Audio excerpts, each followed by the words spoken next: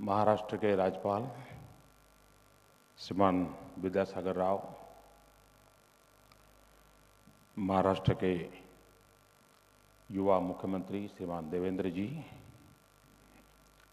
केंद्र में मंत्रिपरिषद के मेरे साथी वित्त मंत्री श्रीमान अरुण जेटली जी, आरबीआई के गवर्नर श्रीमान रघुराम राजन जी और वित्त विश्व के सभी महानुभाव,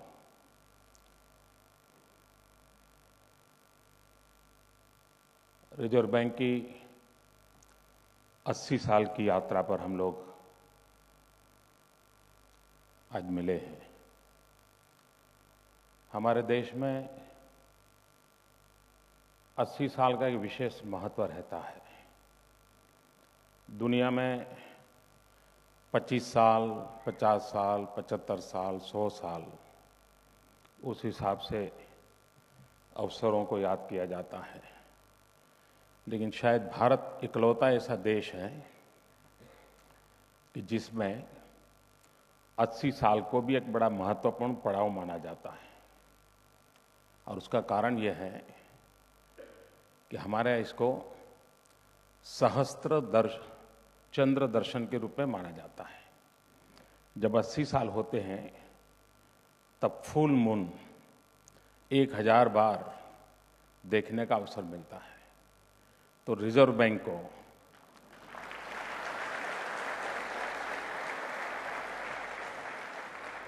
एक 1000 पूर्ण चंद्र के शीतलता के आशीर्वाद मिले हैं और उस अर्थ में इस अवसर का एक विशेष महत्व होता है। मैं ज्यादा इस दुनिया का इंसान नहीं हूं, इसलिए जो भाषण आपने सुने अभी वो मेरे सॉफ्टवेयर के विषय नहीं है। ईश्वर ने मुझे जो सॉफ्टवेयर दिया है उससे सब बाहर है। लेकिन मैं इतना कहूंगा कि प्रधानमंत्री बनने के बाद इन सब चीजों को समझना पड़ता है, सीखना पड़ता है। हर 2 महीने में एक बार रघुराम से मिलना होता है और मैं देखता हूं कि वो 3 या 4 स्लाइड लेके आते हैं और मुझे इतना परफेक्टली समझाते हैं, यानी शायद वो बेस्ट टीचर भी रहे होंगे।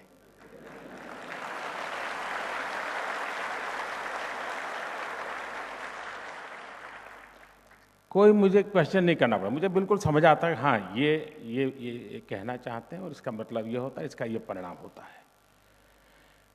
और इसका मतलब ये हुआ कि शायद सरकार की और आरबीआई की सोच में बहुत साम्यता होगी, तब ये संभव होता होगा। और मैं मानता हूं ये बहुत आवश्यक होता है। और उस विषय में मैं एक सरकार के प्रतिनिधि के रूप में अपना संतोष व्यक्त करता हूं। आरबीआई अपनी जो भूमिका अदा कर रहा है, मैं रघुराम जी और उनकी पूरी टीम को बहुत बहुत बधाई देता हूं। और 80 साल की यात्रा में श्रीमान देशमुख और उनकी टीम से लेकर के अब तक जिन जिन लोगों ने योगदान दिया है, कई लोगों ने अपना जवानी इस काम के लिए खपाई होगी, तब जाकर के एक इंस्टीट्यूशन इस ऊंचाई पर पहुंचती है।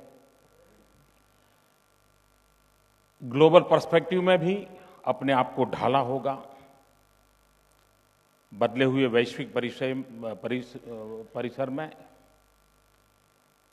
आरबीआई के रिलेवेंस को बनाए रखने के लिए यहां भी काफी जद्दोजहद हुई होगी। इस समय पर जो नेतृत्व दिया होगा, वे सब भी अभिनंदन के अधिकारी हैं। और मेरी तरफ से अब तक जिन जिन लोगों ने इस काम को आगे बढ़ाया है, उन सबको भी हृदय से बहुत बहुत बधाई देता हूं, बहुत बहुत अभिनंदन करता हूं और देशवासियों की तरफ से उनका आभार भी व्यक्त करता हूं। अमीर से अमीर व्यक्ति भी अपने फैमिली डॉक्टर को टाइम देता हो या न देता हो, लेकिन बैंकर को अवश्य टाइम देता है।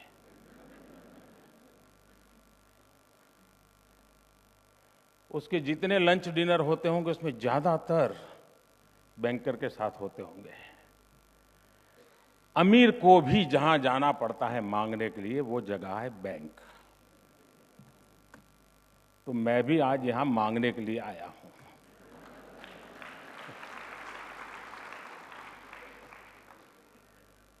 और मैं भी मेरे परिवार के लिए मांगने के लिए आया हूं। और मेरा परिवार है जिनके बीच में पैदा हुआ, जिनके बीच में पला बढ़ा, वो गरीब परिवार है। गरीबों के बीच में मैं पला बढ़ा हूं। मेरा बचपन वहां गया है, मेरी जिंदगी की उन चीजों को देखा है। और अब प्रधानमंत्री बना हूं तो ये मेरा परिवार इतना विस्तृत हो गया है कि एक प्रकार से बिलो पॉवर्टी लाइन के नीचे जीने वाले सारे गरीब, एक प्रकार से मार्जिनल फार्मर, एक प्रकार से दलित, पीड़ित, शोषित, वंचित, आदिवासी, ये सभी मेरे परिवार के सदस्य हैं। और उस परिवार के एक प्रतिनिधि के रूप में मैं आज वित्त विश्व के पास मैं कुछ मांगने आया हूं। और जब आप 80 साल मना रहे हो तो जरूर किसी को निराश नहीं करोगे, ये मुझे पूरा विश्वास है।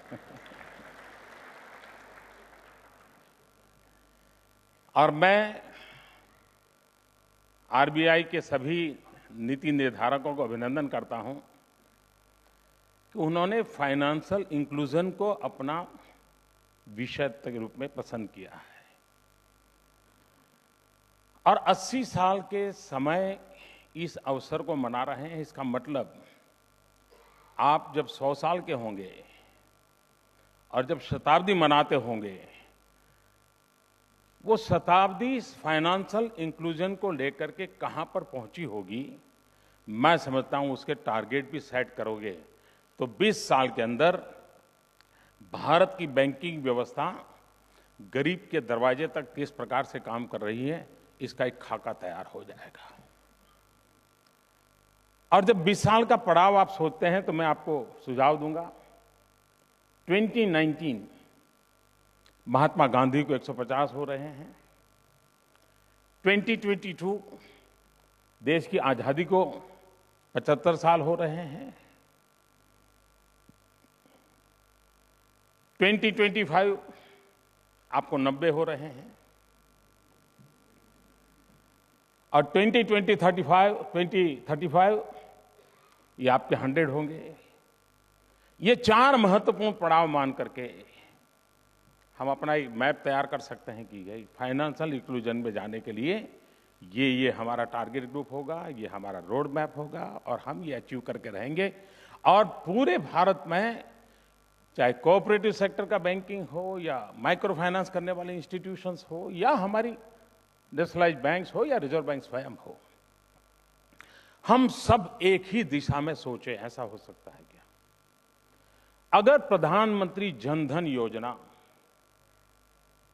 सफल न होती तो मैं नहीं मानता हूं कि वित्त व्यवस्था से जुड़े हुए लोगों को इसकी इतनी ताकत का अंदाज आता। बड़ा ही उपेक्षित वर्ग रहा। आजादी के इतने साल के बावजूद भी 50% से ज्यादा लोग अर्थव्यवस्था की जो रीढ़ होती है बैंकिंग व्यवस्था, उसके दरवाजे तक नहीं पहुंचे थे। मैं सभी बैंकों के छोटे मोटे हर व्यक्ति को आज बधाई देना चाहता हूं कि उन्होंने पुरुषार्थ किया, परिश्रम किया और आज देश ने अचीव किया है। ये छोटा अचीवमेंट नहीं है। भारत की आजादी के बाद गरीब से गरीब की व्यक्ति का देश की आर्थिक मुख्य धारा से जुड़ना, ये अपने आप में बहुत बड़ा अचीवमेंट है। उसने फाइनेंशियल वर्ल्ड में एक नया विश्वास पैदा किया है और एक नई दिशा का संकेत दिया है। दूसरी तरफ, जब तक हम गरीब की तरफ देखने का अपना नजरिया नहीं बदलेंगे, इंडिविजुअल लेवल पे नहीं, एक समाज के आर्थिक ढांचे के रूप में तब तक हम शायद प्रोजेक्ट लेंगे, परिणाम लेंगे, लेकिन जब तक वो कन्विक्शन नहीं बनता है, आर्टिकल ऑफ फेथ नहीं बनता है, हम शायद परिणाम प्राप्त नहीं कर सकते। और आर्टिकल ऑफ फेथ बनने के पीछे या कन्विक्शन बनने के लिए कुछ घटनाएं होती हैं जो हमारी सोच को बदलती है। मैं मानता हूं प्रधानमंत्री जनधन योजना की सफलता उस बात की ओर संकेत करती है।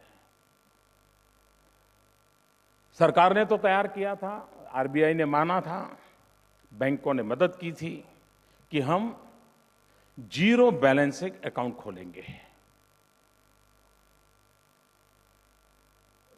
और आप देखिए, गरीब की अमीरी देखने का इससे बड़ा कोई अवसर नहीं हो सकता है। बैंक वालों ने अमीरों की गरीबी बहुत बार देखी होगी। समय पर पैसे जमा न करने वाले कई अमीर उन्होंने देखे होंगे।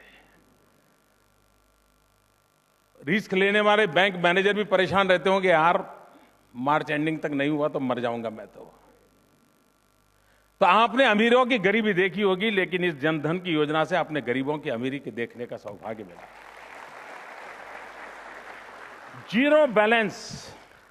जीरो बैलेंस से अकाउंट खोलने का कहने के बावजूद भी जो 14 करोड़ लोगों ने बैंक अकाउंट खोले, उसमें 41% लोग ऐसे हैं कि जिनको लगा कि नहीं मुफ्त में नहीं करना चाहिए, कुछ न कुछ तो रखना चाहिए। और 14,000 करोड़ रुपया उन्होंने जमा करवाए। 14,000 करोड़ रुपया। देश का गरीब जीरो बैलेंस अकाउंट खोलने के बावजूद भी 14,000 करोड़ रुपया बैंक में जमा करता है। मैं समझता हूं इससे बड़ी गरीबों की अमीरी नहीं हो सकती। अगर इसको एक हम ताकत समझे और ये जो उनके संस्कार हैं, उनकी मनोवैज्ञानिक भूमिका है, जो उनके मन के आदर्श हैं, ये भी राष्ट्र की एक बहुत बड़ी ताकत होते हैं। हमें उसको नर्चर करना चाहिए, उस सामर्थ्य को हमने पहचानना चाहिए। और मैं मानता हूं बैंकिंग सेक्टर के लोगों के लिए ये बहुत बड़ी आवश्यकता है। हमारे पुरुषार्थ से 14 करोड़ बैंक अकाउंट खुल गए, अब बधाई के पात्र हैं। लेकिन 41% लोग पैसे जमा कराएं, वो मैं समझता हूं हमारे लिए इंस्पिरेशन का कारण है। हमारी नई योजनाओं के लिए वो हमारे लिए एक लैंडमार्क बन सकता है। और मैं आशा करूंगा कि आने वाले दिनों में ये बात ठीक है कि 5-50 क्लाइंट के साथ बड़ा काम करना सरल रहता है। और हम जब स्कूल में पढ़ते थे तभी सिखाया जाता है कि जो सरल एग्जाम्पल है वो पहले सॉल्व करो। तो उसी से हम पले बड़े हैं, इसलिए कठिन एग्जाम्पल की तरफ कोई जाएगा नहीं। लेकिन अब सोच बदलने की आवश्यकता है, और ये आवश्यकता है कि हम इस बड़े मास को कैसे अपने में समेटें, हमारी विकास यात्रा का वो हिस्सा कैसे बने, उसके लिए हमारा रोड मैप क्या हो। अब मैं मानता हूं हमारे सामने सबसे बड़ा महत्वपूर्ण काम है कि ये सामान्य से सामान्य व्यक्ति जिसका बैंक खाता खुला है वो ऑपरेशनल कैसे हो। सरकार ने कुछ योजनाएं बनाई हैं, वो योजनाएं ऐसी हैं कि जो बैंक के रूट से ही आगे बढ़ने वाली है।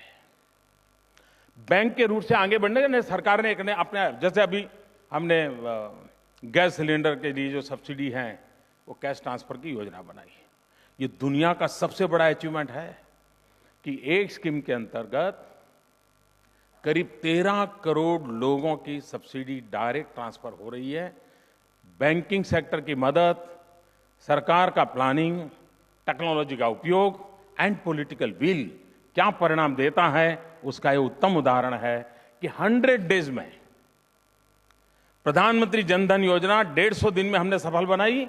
100 डेज के अंदर कैश ट्रांसफर का कार्यक्रम हमने पूरा कर लिया और करीब करीब 8,000 करोड़ रुपया डायरेक्ट सब्सिडी ट्रांसफर करने की व्यवस्था बन गई। और इसके कारण जो लीकेज रुका है हमारे देश में, भ्रष्टाचार करने के बाद क्या करें, इसके लिए बहस बहुत हुई है। लोकपाल बनाओ, डिकना बनाओ, कानून सब कुछ हो, वो भी गलत है, ऐसा नहीं है, लेकिन करने के बाद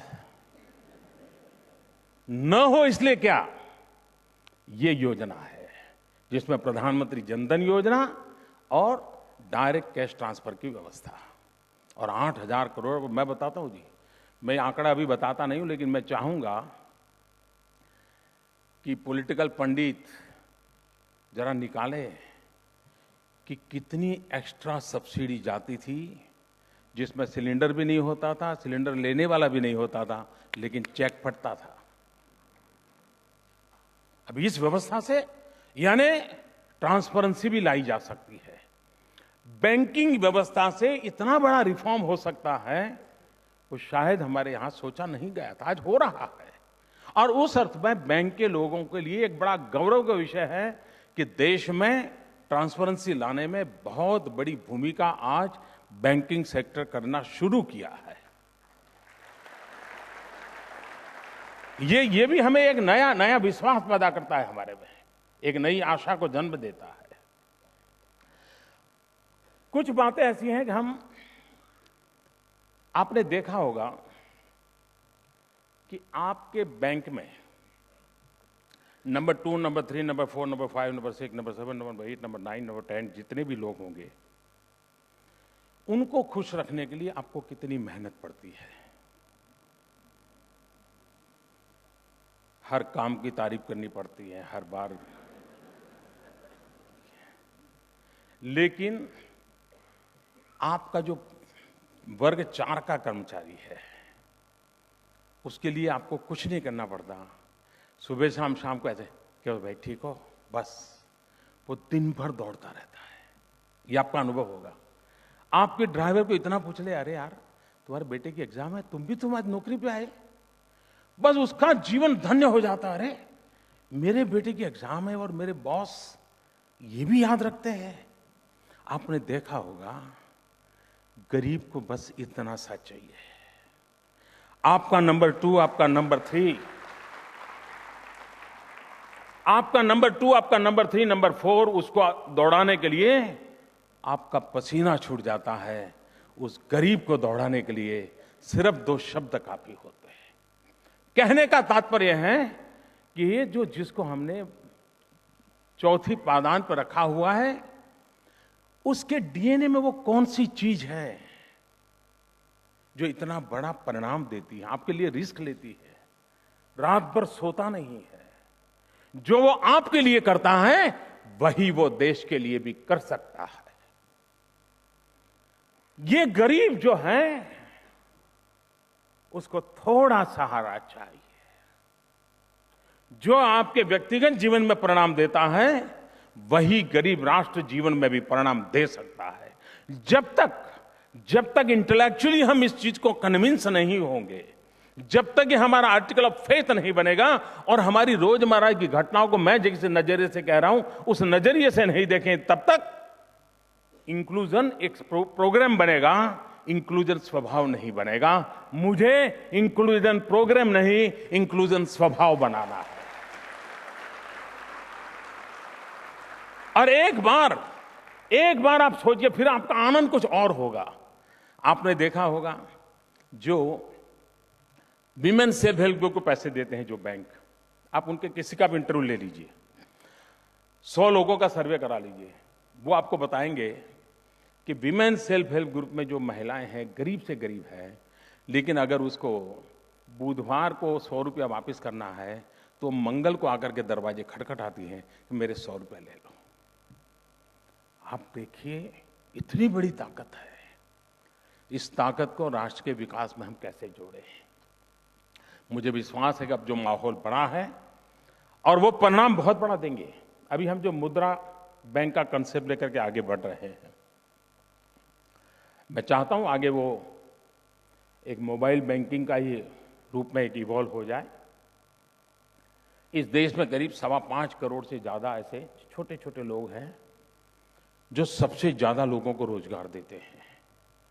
और आज फाइनेंस की जो स्थिति देखें तो एवरेज इन लोगों का 17,000 रुपीज से ज्यादा कर्ज नहीं है, ओनली 17,000 रुपीज।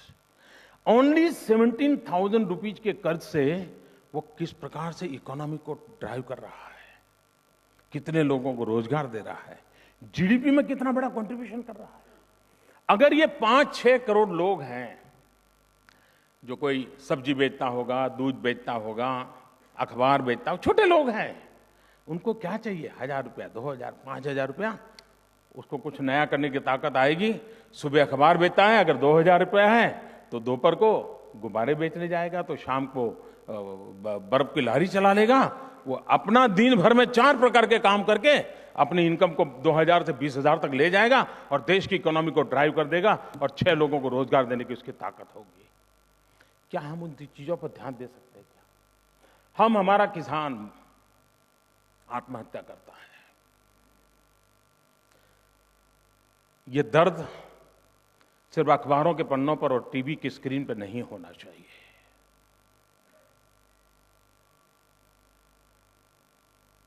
ये हमारा किसान जब मरता है, क्या बैंकिंग सेक्टर के हृदय को हिला देता है? साहूकार से पैसे लेने के कारण कभी कभी उसको मरने की नौबत आती है। 60 साल के बाद, आज 80 साल हम मना रहे हैं आरबीआई के, तब क्या हमारे दिल में ये आवाज उठ सकती है कि भाई हम हमारी बैंकिंग व्यवस्था के हाथ पर इतने पसारेंगे कि कभी किसान को कर्ज के कारण कम से कम आत्महत्या करने की नौबत नहीं आएगी? क्या ये सपना हमारा नहीं हो सकता है? मैं नहीं मानता हूं कि इसके कारण कोई बैंक डूब जाएगी। हम कभी ये तो सोचते हैं कि कोई कंपनी हमारे पास आए और वो कहे कि भाई हमारा जो फैक्ट्री है, हम उसकी टेक्नोलॉजी अपग्रेड करना चाहते हैं, हम एनवायरमेंट फ्रेंडली टेक्नोलॉजी लाने वाले हैं, कार्बन एमिशन कम करने वाली लाने वाले हैं, हमें बैंक से इतना पैसा चाहिए। हम खुशी से देते हैं कि नहीं देते हैं? हमारे ब्रोचर में भी छापते हैं कि हमने कार्बन एमिशन कम करने वाले इनिशिएटिव्स को इतना इतना बैंकिंग किया, बड़ा गर्व करते हैं। लेकिन कोई किसान आकर के ये कहे कि मुझे 50 पेड़ लगाने हैं, मुझे बैंक की लोन दो, मुझे बताइए कार्बन एमिशन के लिए ये बहुत बड़े से बड़ी फैक्ट्री लगा रहा है कि नहीं लगा रहा है? लेकिन मुझे, मेरे तराजू में वो तो है, लेकिन ये नहीं है। क्या हमारा बैंकिंग सेक्टर, आप देखिए, हम टिम्बर इंपोर्ट करते हैं, किसान मर रहा है। अगर हम एक इनिशिएटिव ले, एक नई योजना बना सकते हैं कि हमारे देश में जो मार्जिनल फार्मर है उसकी ज्यादा जमीन, एक खेत और 2 खेत को डिमार्केशन में जो जगह जाती है उसमें वो बाड़ लगा देता है, और इतना वेस्टेज है। भारत जैसे देश को ये जमीन बर्बाद होने की चिंता करने की आवश्यकता है, उसी दिशा में कोई ध्यान नहीं देता। लेकिन अगर हम बैंकिंग के द्वारा इनिशिएटिव ले कि भाई जो डिमार्केशन का तुम्हारा बॉर्डर है वहां अगर तुम पेड़ लगाते हो तो हम तुम्हें इतना फाइनेंस करेंगे और ये पेड़ तुम्हारी मालिकी का बनेगा, आगे चल करके हमारी ये पार्टनरशिप होगी, तुम्हारी बेटी की शादी होगी और 4 पेड़ काटने होंगे, टिम्बर के रूप में बेचना होगा, तो बैंक को इतना पैसा देना था, तुम इतना मुझे बताइए तैयार होगा कि नहीं होगा? हम कार्बन न्यूट्रल डेवलपमेंट की दिशा में हमारा कंट्रीब्यूशन होगा कि नहीं होगा? और जिस किसान की फसल तो बर्बाद हो जाएगी, लेकिन पेड़ खड़ा होगा तो उसको लगेगा अभी तो मेरी कोई छाया है, मैं जिंदगी में मरने की जरूरत नहीं है, ये पेड़ के सहारे मैं फिर से एक बार नई जिंदगी खड़ी कर दूंगा। विश्वास पैदा हो सकता है कि नहीं हो सकता है? और इसलिए मैं कहता हूं कि हमें समाज के भिन्न भिन्न तबके और बड़े क्रिएटिव माइंड के साथ हम किस प्रकार से फाइनेंसिंग की व्यवस्था करें जिसके कारण उसको एक लॉन्ग टर्म सस्टेनेबिलिटी के लिए वो फायदा कर सके, हम उस नए तरीकों को कैसे सोचें। जिस प्रकार से फाइनेंशियल इंक्लूजन में इमीडिएटली हमारे देश में 2 चीजों पर हमारा ध्यान जाता है। एक, आर्थिक लेयर, इनकम के आधार पर या स्थिति रहन सहन के आधार पर। दूसरा, सामाजिक ताने बाने, जाति प्रथा का थोड़ा प्रभाव रहता है। लेकिन इंक्लूजन में एक नए पैरामीटर की ओर देखने की जरूरत है, और वो है ज्योग्राफिकल इंक्लूजन। आज भी देश में देखिए हमारी इकोनॉमी को, और ये हम सबने सोचना चाहिए। गोवा हो, कर्नाटक हो, महाराष्ट्र हो, गुजरात हो, राजस्थान हो, हरियाणा हो, देश का पश्चिमी छोर, वहां तो आर्थिक गतिविधि दिखती है, लेकिन जो देश का पूरब का छोर, जिसके पास सर्वाधिक प्राकृतिक संपदा है, वहां आर्थिक गतिविधि नहीं है।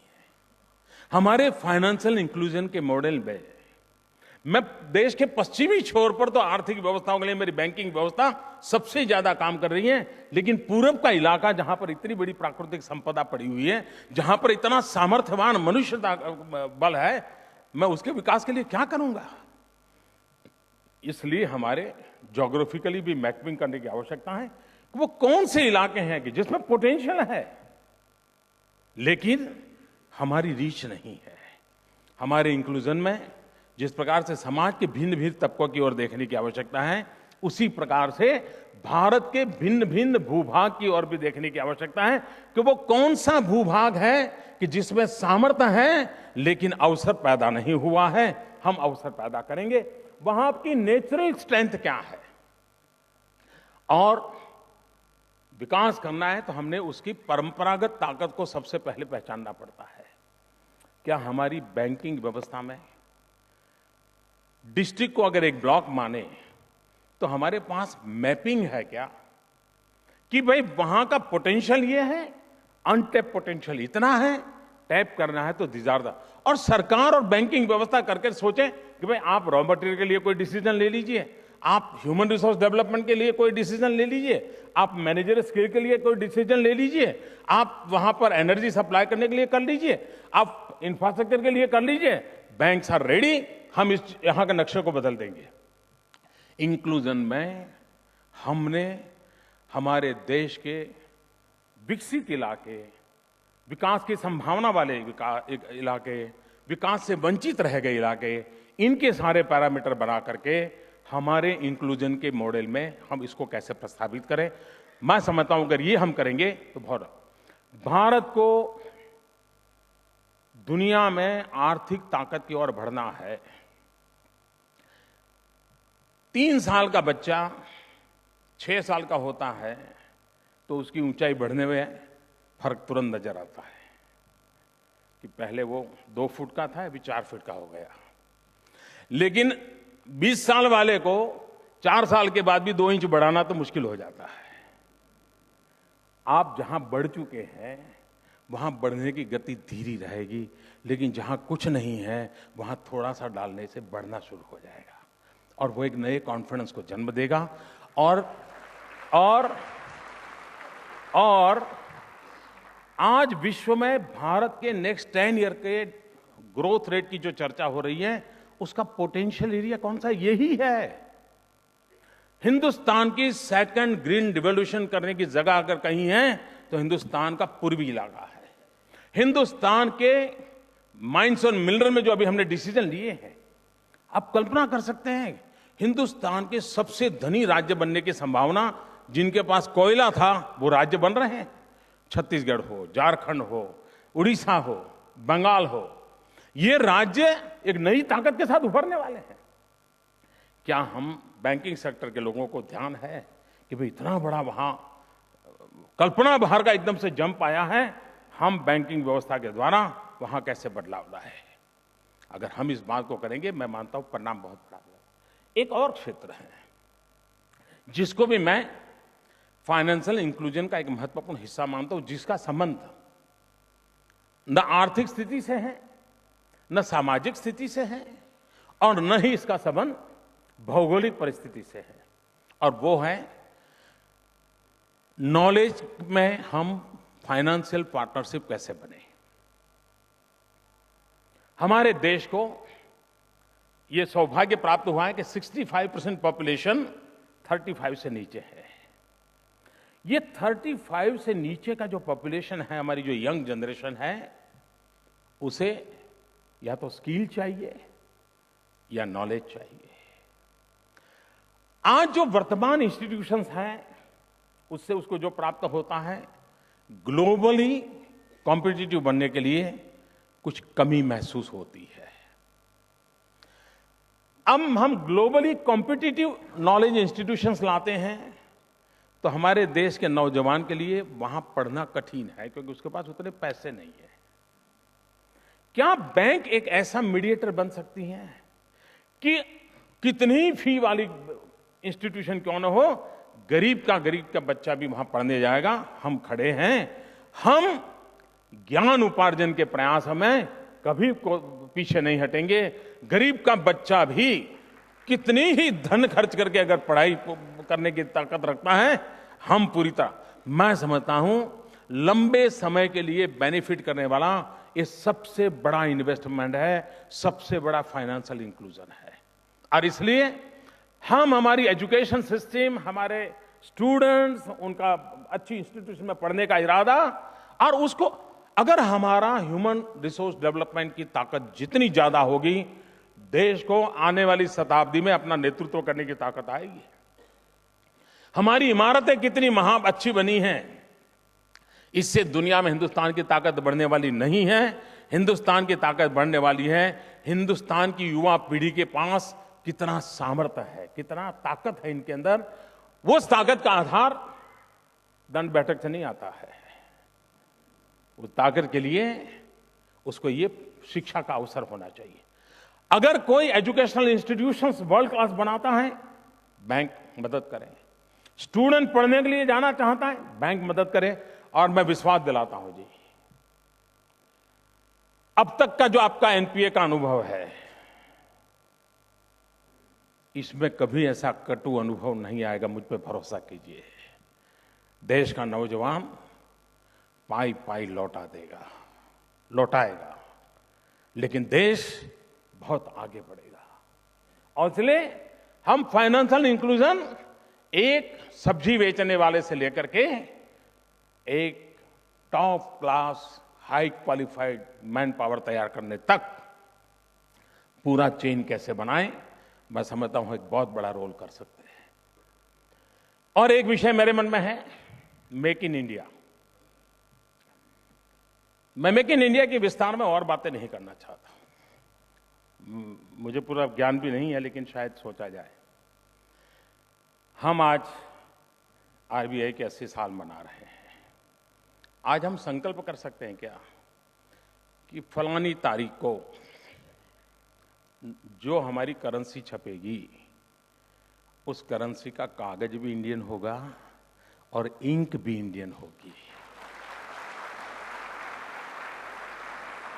ऐसा नहीं चल सकता।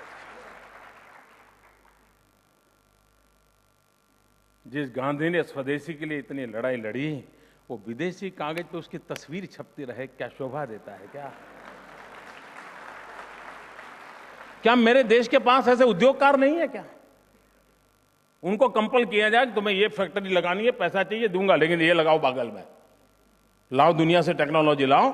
और हमारी करेंसी, हमारी नोट, कागज हिंदुस्तानी होना चाहिए, इंक भी हिंदुस्तानी होनी चाहिए। और मैं चाहता हूं कि आरबीआई इस बात को एक जिम्मेवारी समझ करके एक नेतृत्व दे।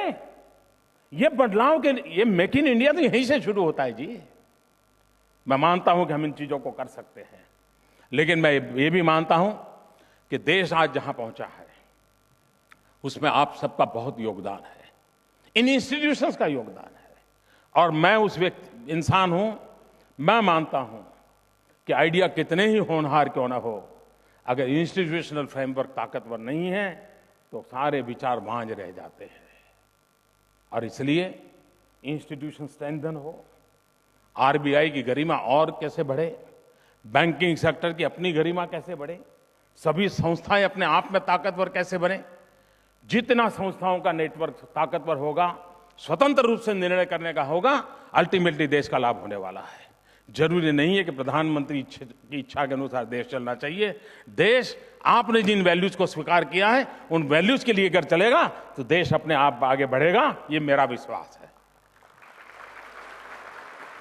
और उस बात को हमको लेकर के चलना चाहिए। हमने एक छोटा सा इनिशिएटिव लिया। देखिए, देश की ताकत देख कीजिए। कभी कभी हम अपने देशवासियों को कुछ भी कह देते हैं। मेरा अनुभव अलग है जी। हमने ऐसे ही कानों कानों में एक बात शुरू की थी कि भाई जो लोग एफोर्ड करते हैं, इन लोगों ने गैस सब्सिडी नहीं लेनी चाहिए। अब जो लेते थे वो कोई सरकार कोई 500 रुपया नहीं मिलते तो कोई भूखे नहीं रहने वाले, लेकिन ध्यान नहीं था। ऐसे चलता है यार, ध्यान नहीं था। सहज रूप से हमने बातें बातें में कहा, मैंने कहीं पब्लिकली नहीं कहा था, और मैं हैरान था, मैं सचमुच में हैरान था। 2 लाख लोगों ने वॉलेंटरीली अपनी गैस सब्सिडी सरेंडर कर दी। कानों कानों पे बात पहुंची। ये देख करके मेरा विश्वास बढ़ा, तो मैंने अभी ऑफिशियली पिछले हफ्ते लॉन्च किया कि भाई जो अफोर्ड करते हैं उन्होंने गैस सब्सिडी को सरेंडर करना चाहिए। और सरकार का इरादा सब्सिडी बचा करके तिजोरी भरना नहीं है। हमारा इरादा ये है कि अगर आप एक सिलेंडर छोड़ते हो तो मैं वो सिलेंडर उस घर को देना चाहता हूं जिसमें लकड़ी का चूल्हा है और जिसके कारण पॉल्यूशन होता है और जिसके कारण उनके बच्चों को धुएं में पलना पड़ता है और बीमारी का घर हो जाता है। मैं फाइनेंशियल इंक्लूजन की बात जब करता हूं तब आप जिस गैस सिलेंडर को छोड़ें वो उस गरीब के घर में सिलेंडर जाए ताकि उस महिला को लकड़ी जला करके धुएं में अपने बच्चों को पालने की नौबत ना आए। मुझे बताइए, ये सेवा नहीं है क्या? मैं विश्वास करता हूं कि सभी हमारे बैंक अपने सभी कर्मचारियों को विश्वास में ले, बैंक एक एक बैंक रिजॉल्व करे कि हमारे बैंक के 20,000 कर्मचारी हैं, हम सब्सिडी छोड़ देंगे। सारे इंडस्ट्रियल हाउस डिसाइड करें कि हमारे इंडस्ट्रियल हाउस में 5,000 एम्प्लॉई है, हम सब्सिडी छोड़ देंगे। और इसका मतलब ये नहीं कि वो इंडस्ट्री उनको पैसे दे, ये मैं नहीं चाहता। वॉलेंटरी देना यानी देना, हर एक व्यक्ति का।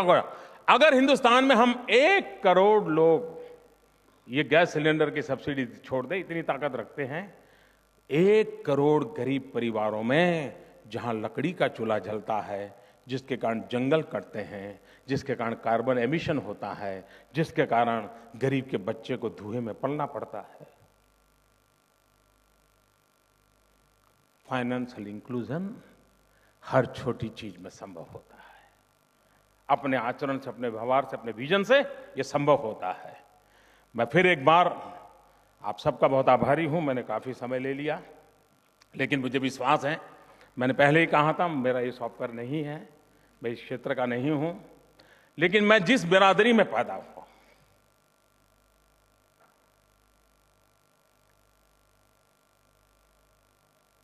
गरीबी मैंने देखी है, और गरीब की गरीबी से बाहर निकलने की ताकत है।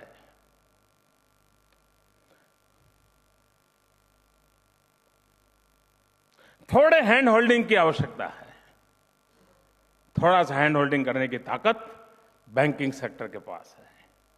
आइए हम सब मिलकर के देश को गरीबी से मुक्त कराने के अभियान को, फाइनेंशियल इंक्लूजन के इस मिशन के साथ आगे बढ़े। मेरी आप सबको बहुत बहुत शुभकामनाएं। धन्यवाद।